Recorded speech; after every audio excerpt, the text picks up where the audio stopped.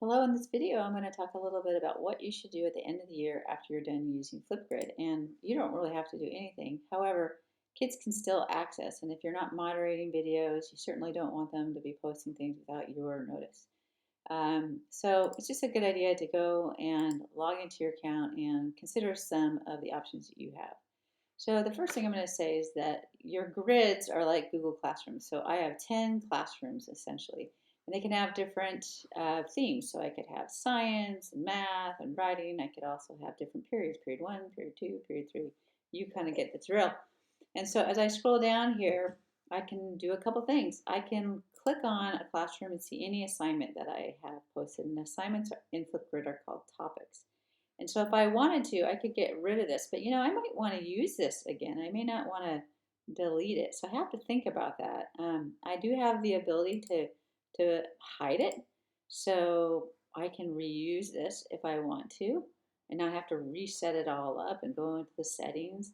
And any of my things that I've created, I could do that. So just know that. Now, if people did respond, let me go to one that I know I have some responses in here. If I clicked on this particular assignment, I could delete all these. I could click here and I could just, delete right up here all of the responses, which would be great. I could download all the videos. I could do lots of cool things.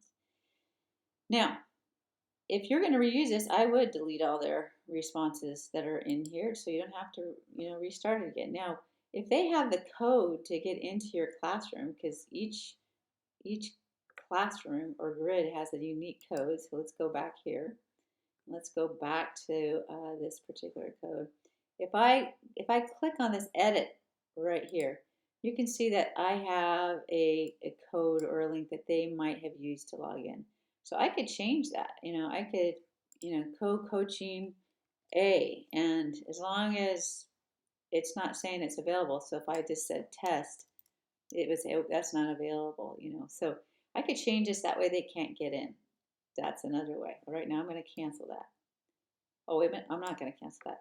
The other thing that you can do is if they logged in with their Google account, I could certainly go in here and I could delete these people. So I could just delete student, go through and delete all my students and reuse all of these. And, I can change this too if I want to. So you have a lot of different considerations to do. So going back to my grids here, I could get rid of as many classrooms as I wanted. What I would probably consider is, if you have one or two preps, don't delete all the assignments that you have or topics in there. Just delete the ones that you don't need.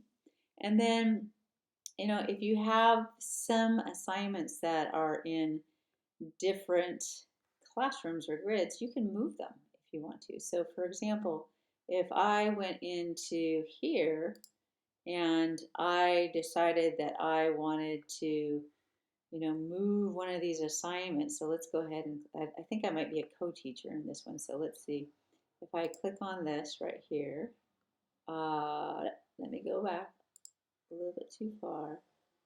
I can go actions and I can actually move it to another uh, classroom or grid. So maybe what I do is I go, I've got a lot of grids that are duplicates. Maybe I want to save all my great topics that I've done into one kind of fake template classroom. So when I select move, I can say, okay, I want to move it into this one. This is going to be my template classroom. So I'm going to move all the great assignments that are in there so I have them.